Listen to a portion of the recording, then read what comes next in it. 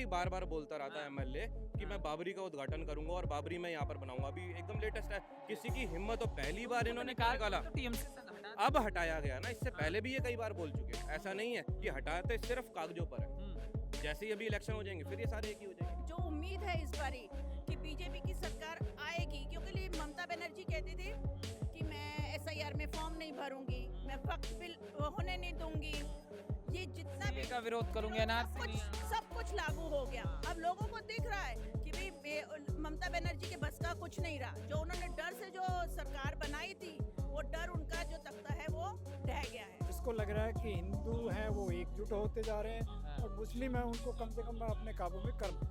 इसका मुख्य उद्देश्य ये है। वही बांग्लादेश के भी वोटर हैं, वही यहाँ के भी वोटर।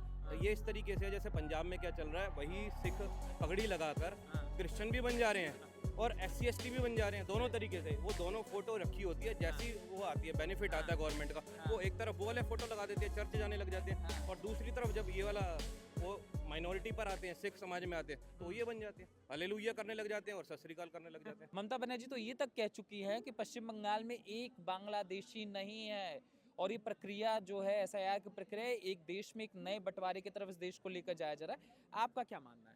ये उस तरीके की ही भाषा जैसे 370 के टाइम पे महबूबा मुफ्ती बोला करती थी कि कोई तिरंगा उठाने वाला नहीं होगा अगर इस तरीके की कार्रवाई हुई। कुछ भी इस तरीके की कार्रवाई होती है कहीं पर भी, जो देश के प्रति, हमारे संविधान के प्रति जो हम श्रद्धा है, आस्था है, उसको मजबूत करने के लिए कुछ भी करते हैं। तो इस तरीके की जो बंटवारे वाली खुद से जो बंटवारा करती है, उनको क्या अपनी जमीन जाती हुई दिखती है। वो किस लिए काबिज हैं अभी तक? क्योंकि वो उसी तरीके से जैसे SIR का आप बात कर रहे हैं जो वेस्ट बंगाल में चल रहा है, बिहार में अगर नहीं हुआ होता तो आप परिणाम जानते हैं क्या हुआ होता।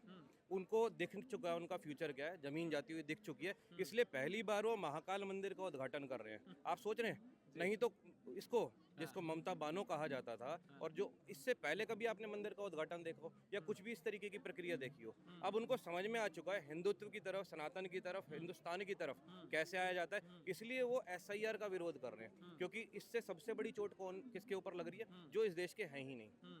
उनको अभी तक यही नहीं पता कि बांग्लादेशी में और बंगाल, वेस्ट बंगाल में, उन्होंने पूरे बंगाल को वेस्ट बंगाल के अंदर इंक्लूड कर रखा है। वो जब वही बांग्लादेश प्लस वेस्ट बंगाल उनके अकॉर्डिंग वही है। अच्छा, वो जब मानते हैं, वो क्या मानते हैं, पूरा बांग्लादेश वेस्ट बंगाल का ही पार्ट है, एक तरीके से जो वो दिखाना चाहते हैं। अब उनको जब बेनिफिट होता है, जब वोटिंग प्रक्रिया आती है, तब वो बांग्लादेशियों को अपनी तरफ ले आती है और बोलने लग जाती है। अब उस तरफ जब आता है तो इधर के लोग वहाँ चले जाते हैं। तो ये जो अभी भी जो चल रहा है लेन देन और जो चुपचाप से प्रक्रिया चलती है, जिस तरफ की सरकार बनानी होती है उस तरफ ये चले जाते हैं, इस तरफ सरकार बनानी है इस तरफ आ जाते हैं, जहाँ हुड़दंग करना होता है वहाँ पहुँच जाते हैं। आप सोच रहे हैं कि SIR की प्रक्रिया इन चीज को पृथक कर रही है कि बांग्लादेशी बांग्लादेश में रहे और जो अपने वेस्ट बंगाल के, पश्चिम बंगाल के लोग हैं, इन सबको अलग अलग लिया जाए और बार बार ये लेन देन की प्रक्रिया ना हो, समाप्त हो जाए एक ही बार में। बिल्कुल। ये इसीलिए तो इनको अभी जमीन जाती हुई दिख रही है, क्योंकि वही लोग हैं जो यहाँ पर भी वोट देते हैं और उधर भी वोट देते हैं। इसका मैं लेटेस्ट एग्जांपल ये देता हूँ कि अभी बार एसोसिएशन के इलेक्शन होते थे, वही कुछ लोग थे कोटरी में,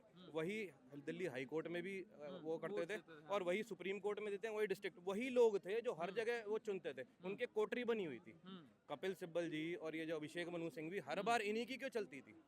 कैसे ये बार बार सुप्रीम कोर्ट में आ जाते थे? आप सेम इसी को वहां पर ये सिस्टम बना हुआ था, कोटरी बनी हुई है इनकी, उसको कोई ब्रेक नहीं कर पाता।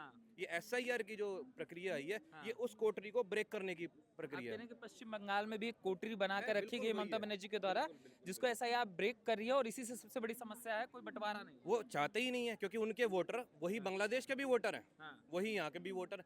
ये इस तरीके से जैसे पंजाब में क्या चल रहा है, वही सिख पगड़ी लगाकर क्रिश्चियन भी बन जा रहे हैं और SC ST भी बन जा रहे हैं। दोनों तरीके से वो दोनों फोटो रखी होती है, जैसी वो आती है बेनिफिट आता है गवर्नमेंट का, वो एक तरफ वो वाले फोटो लगा देते हैं, चर्च जाने लग जाते हैं, और दूसरी तरफ जब ये वाला वो माइनॉरिटी पर आते हैं, सिख समाज में आते हैं, तो ये बन जाते हैं, हालेलुया करने लग जाते हैं और सत श्री अकाल करने लग जाते हैं। अब ये सेम हर उसकी जिस स्टेट में बीजेपी की सरकार की मैं बात नहीं कर रहा हूँ, मैं ओवरऑल प्रक्रिया की बात कर रहा हूँ। 370 हुआ, 35A हुआ, ये हर जगह बंटवारे वाली नीति है। इसका SIR तो एक कदम है, महत्वपूर्ण कदम है, जो ये बता रहा है कि हमारे सिटीजन जो हैं, जिनका सबसे मौलिक अधिकार है वोट देना, उस चीज को कम से कम, हमारे पास एक ही चीज है ना जो हम सिलेक्ट कर सकते हैं, इलेक्ट कर सकते हैं, अब वो हमसे छीन लिया गया था, हमें ही नहीं पता होता था कौन आने वाला है। अब पहली बार जब मंदिर की तरफ क्यों जाने लगी? नहीं तो ये इससे पहले आपने कभी देखा, वो तो किसी को भी कहती है देखा? कि मैं तो चंडी पाठ करती हूँ, पाठ तो करती है। नवरात्रों का कब करती है? हाँ, जैसे ही इलेक्शन आने वाले हैं अब हाँ। करती है ये। हाँ, इससे पहले कभी आपने देखा? पीछे हाँ। आप बता दे कब किस मंदिर का उद्घाटन करा? हाँ। बाबरी का, इन्हीं का ही बार बार बोलता रहता है हाँ। एमएलए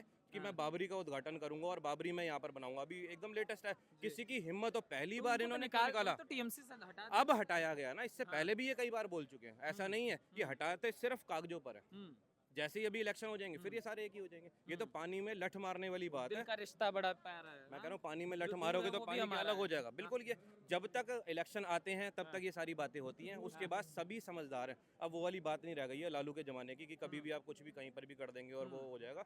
अब एसआईआर की जो प्रक्रिया है, सुप्रीम कोर्ट भी अब इस चीज़ में बहुत संज्ञान अच्छे से लेने लग गया है। मैं वही कह रहा हूँ, संज्ञान बहुत अच्छे तरीके से लेने लग गया। उसने किसी भी चीज़ में इंटरफेयर नहीं करा। नहीं तो इससे पहले कोई भी पिटीशन डलती हो उसमें हर बार इंटरफेयर करने पहुंच जाते थे।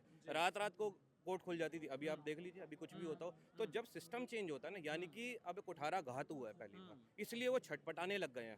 पहली बार उनका अभिषेक जो वो है, नहीं तो अभी परिवारवाद चल ही रहा है। इन दो के अलावा बताइए तीसरा होता कौन है? टीएम महुआ मोइत्रा है, जो क्या बोलते हैं, उनका सिर पैर कभी नहीं होता। न्यायालय में जो केस एसआईआर का जो चल रहा है। एसआईआर की भी बात करें, अभी जो अमेरिका में लेटर लिखा गया है, क्या नाम है वो लड़के का जो जेन्यू वाला है, उमर खालिद। हाँ उमर खालिद के लिए पत्र लिखे जा रहे हैं न्यूयॉर्क कि का जो मेयर का हाँ, human पेरेंट्स rights, मिलने हाँ, गए हैं। हाँ। और वो जब ह्यूमन राइट्स की बात करें, जब हाँ। ये इतने दिन अंदर आ गए, हाँ। जिस टाइम पर ये चिकन नेक अलग करने की बात करते तब तो कोई मानवाधिकार नहीं था। मानवाधिकार सिर्फ कुछ सिलेक्टेड लोगों के लिए भारत में, जी। जो यहाँ के सिटीजन हैं, जो ये सब चीजें, इनके लिए कोई मानवाधिकार नहीं है। सेना के लिए कभी कोई मानवाधिकार नहीं था। जब ये पत्थर चलाते थे तब कोई मानवाधिकार की बात नहीं होती मैं थी। इसीलिए आपको मानव अधिकार पे लेके आया। मैंने जिक्र ही उमर खालिद का इसलिए किया क्योंकि इस देश में भी कुछ लोग हैं जो ये कहते हैं कि बांग्लादेश, जैसे योगी आदित्यनाथ ने जब कहा कि बांग्लादेशियों पे हम कार्रवाई करेंगे, इनको निकाल के इनके देश में भेजेंगे, अमित शाह ने भी पश्चिम बंगाल में यही जाके कहा, तो कुछ लोगों को बहुत दिक्कत हुई। उन्होंने कहा कोई व्यक्ति अगर यहाँ आ गया और 15-20 साल से रह रहा है और अगर उसने अपना घर यहाँ मान लिया है, मानव अधिकार के नाते, ह्यूमैनिटी मतलब क्या मानवता के नाते हमें छोड़ देना चाहिए। जब हम वासुदेव कुटुंबकम की बात करते हैं, कुछ लोग अगर यहाँ रह जाएंगे तो उसमें दिक्कत क्या है? वासुदेव कुटुंबकम में ये है, आपका घर है, आपके घर में कोई आकर कब्जा कर ले। अब वो 15-20 साल से, अभी अभी योगी जी ने अभी किसी को पुराने जो ये है सैनिक का बेटी को घर दिलवाया है। अभी अभी लेटेस्ट ही आया है कि उसने जैसे ही विजिट किया वो वहाँ पर जाकर उसको वो दिलवाया गया घर। अगर आपके घर में कोई 15-20 साल रह गया तो आप घर की वो छोड़ देते हैं क्या? नहीं छोड़ते ना। तो हम अपना घर कैसे छोड़ देंगे? अगर अभी तक तो हम पीड़ित थे, विक्टिम की भूमिका में थे। अब जब असलियत में हमें पता चल गया, टाइटल मिल गए हैं, कोई सरकार है जो सुनवाई कर रही है, तो ये तो होनी चाहिए एसआईआर की प्रक्रिया। ये मोस्ट इंपॉर्टेंट चीज़ है, जो पहला कदम है, मील का पत्थर साबित होगी एसआईआर की प्रक्रिया। आप देखेंगे इसके बाद जैसे ही सुप्रीम पश्चिम कोर्ट बंगाल में से क्या बदल जाएगा इस प्रक्रिया से? आके पश्चिम बंगाल में होगा, जो पश्चिम बंगाल के असली वोटर हैं वही वोट करेंगे। उसमें हिंदू वोटर भी आते हैं, उनकी तो संख्या, अगर ये होता है कि भाई अगर कितने % वोट डलते हैं, 50 से 60% डलते हैं, उन 50 से 60% में हिंदू वोटर तो कभी होते ही नहीं। सीरियस आप देखेंगे नहीं, पश्चिम बंगाल का वोटिंग परसेंटेज हमेशा हाई ही रहा है, 70% से ऊपर ही हमेशा देखा गया है। वो किस लिए देखा गया है? क्योंकि हाँ। कौन से वोटर होते थे हाँ। वो एक लामबंदी लोग करते थे कि हाँ भाई वो उनका काम ही सिर्फ वोट डालने आना था। मैं आपको वही बता रहा हूँ। अब जब वो वोटर ही नहीं रहेंगे, बिहार में क्या हुआ आप बताएं, कैसे परिणाम चेंज हो गया? क्योंकि वो वोटर ही नहीं रहे। वही तो दुबे जी, वही करने का प्रयास तो अखिलेश यादव आरोप लगाते हैं, राहुल गांधी आरोप लगाते हैं और ममता बनर्जी वही आरोप लगाते हैं कि पश्चिम बंगाल में भी वही करने का प्रयास हो रहा है। जो वोट चोरी की शुरुआत महाराष्ट्र से हुई, बिहार से हुई, वही प्रभाव लेकर पश्चिम बंगाल में जाया जा रहा है क्योंकि और वही करने का प्रयास हो रहा है। वोट चोरी के माध्यम से अब वोटरों को सरकार चुनेगी, सरकार को वोटर नहीं चुनेगा। ऐसा यार ये प्रक्रिया क्या होता है कि अब तक जैसे जो चोर होता है ना, चोर की दाढ़ी में तिनका, वो सबसे पहले पहचान लेता है क्या होने वाला। वोट चोरी एक्चुअली में कब से स्टार्ट हुई थी? अब जब इसको रोका गया तो अब उनको प्रॉब्लम होने लग गई है, क्योंकि जो जो सत्ता में नहीं है सिर्फ उन्हीं को प्रॉब्लम है। बाकी आप किसी भी चीज़ को देख लो एसआईआर में, जितने पढ़े लिखे हैं, ब्यूरोक्रेट हैं, जजेस हैं, किसी ने भी कोई ऑब्जेक्शन नहीं करा। अवार्ड वापसी गैंग भी हुआ करता था, किसी की कोई आवाज़ नहीं है। रीज़न बीइंग उन्हें पता है क्या हो रहा है। अगर सभी मान लेते हैं इलेक्शन कमीशन बिक गई गवर्नमेंट का, यही करते हैं। अब सुप्रीम कोर्ट के ऊपर आप कैसे वो कर दोगे? और इंटरनेशनली भी तो जा ही रहे हो ना तुम, तब भी वहाँ से तो कोई रिस्पॉन्स नहीं आ रहा। आप जाकर कुछ मर्जी बोलते रहो, कहीं पर भी कोई भी बयानबाजी करते रहो। राहुल गांधी भी करते जा रहे हैं, ये भी करते जा रहे हैं, कोई मर्जी कहीं मर्जी, लेकिन रिस्पॉन्स तो कोई नहीं यार। एक भी इंटरनेशनल ऑर्गेनाइजेशन ने आकर इस चीज़ के ऊपर बोला हो, except some paid BBC kind of media, इसके अलावा तो कहीं पर भी नहीं है। नहीं तो 2 मिनट में UNSC और UNSC भी आ सकते थे, ह्यूमन राइट्स यूनाइटेड नेशंस के, है ना, उनको भी पता है। जब ये वहाँ पर गई है प्रक्रिया और वहाँ से क्लीन चिट मिल गई है, किसी ने भी कुछ नहीं बोला। मोदी जी जा ही रहे हैं हर जगह, तो कम से कम हर जगह वहाँ पर वो सर्वोच्च उनको वो मिलता है, अवार्ड ममता मिलता है। जी TMC के लगातार लीडर बोल ही रहे हैं, वो इसलिए बोल रहे यहाँ हम नहीं हैं, उनको ये सत्ता जाती हुई दिख रही है। हाँ। अब वो दोबारा आते नहीं हैं, इसलिए अब जब जोत बुझने वाली होती है तो फड़फड़ाती ही जाता है। उनके पास इसके अलावा है क्या ग्राउंड? कुछ भी नहीं है। तो लास्ट मूवमेंट पर चल रहे हैं, इसके अलावा कोई मुद्दा नहीं है। अगर ये भी खो जाएगा तो वो आज ही सत्ता गिर जाएगी। वोट चोरी इस देश के लोकतंत्र को खत्म कर देगा। सबसे पहले तो मैं अपनी बात रखना चाहूंगी कि जो जितना शोर मचा रहा है ना, तो समझो वो अंदर से उतना डरा हुआ है। चाहे मैं किसी का नाम लेके उसे पब्लिसाइज नहीं करना चाहूंगी, क्योंकि राजनीति में अगर किसी को पब्लिसाइज करना है, चाहे पॉजिटिव चाहे नेगेटिव, तो उसका नाम ले लो। लेकिन इशारा करना राजनीति में और कम शब्दों का प्रयोग करना एक अच्छी बात है। तो जो भी ये कहता है कि मतलब वोटर चुना जा रहा है, ऐसा कुछ भी नहीं है। सिर्फ फर्क क्या है, आज उनकी वो जो पहले काम करते थे, जिस तरीके से वोटर्स को मैनिपुलेट करके अपनी सरकार बनाते थे, आज उन्हें दिख गया है कि अब हमारा जो प्लेटफॉर्म है बिल्कुल ढह गया है।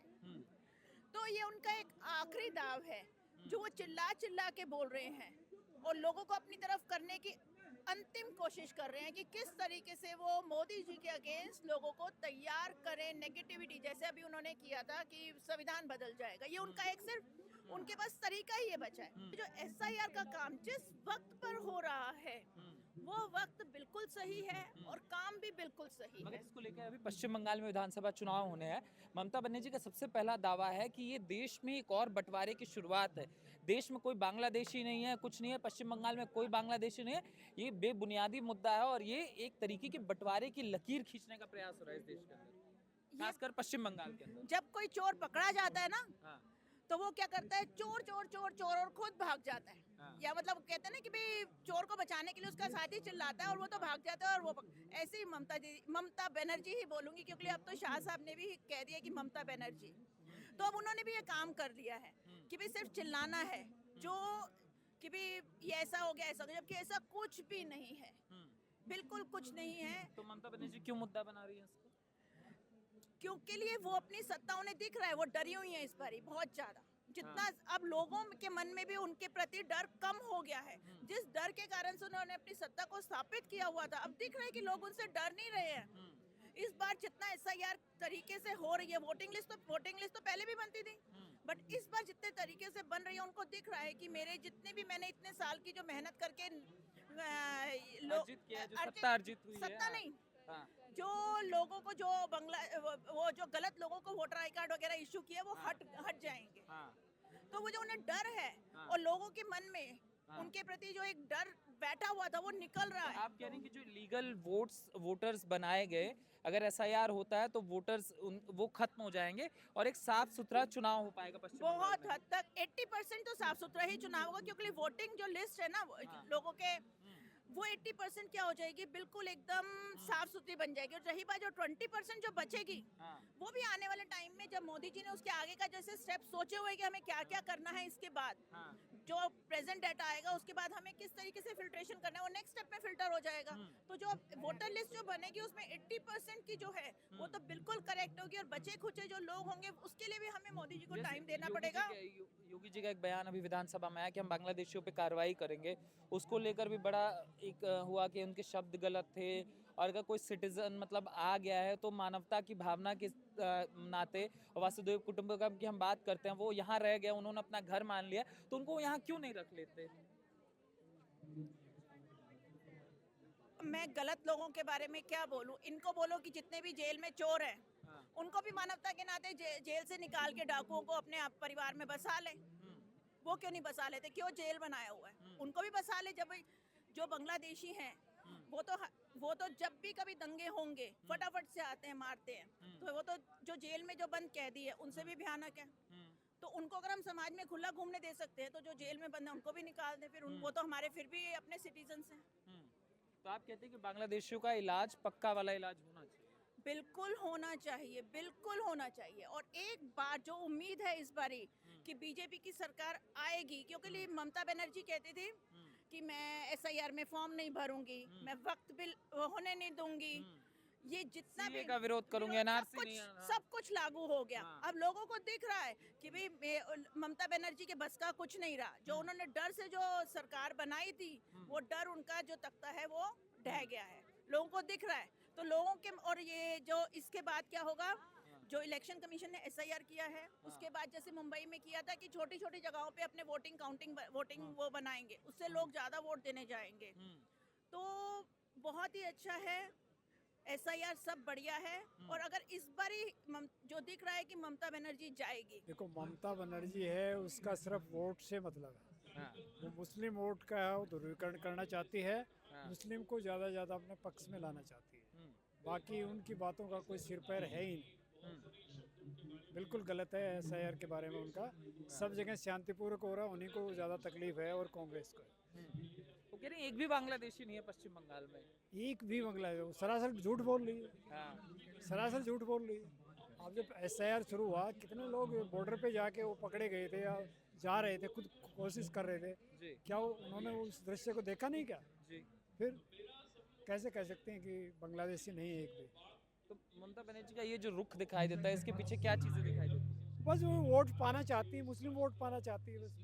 उसी के उनकी लिए? हाँ, उनकी वो संपत्ति पाना चाहती है। हाँ। मेरे हिसाब से ऐसा लग रहा है। तो विरोध कहीं ना कहीं ये है कि जो वोट बैंक है वो कहीं ना कहीं खिसक रहा है, इसलिए एसआईआर का विरोध। हाँ, बिल्कुल बिल्कुल। उसको लग रहा है कि हिंदू हैं वो एकजुट होते जा रहे हैं, हाँ। और मुस्लिम हैं उनको कम से कम मैं अपने काबू में कर लूँ। उनका मुख्य उद्देश्य ये है।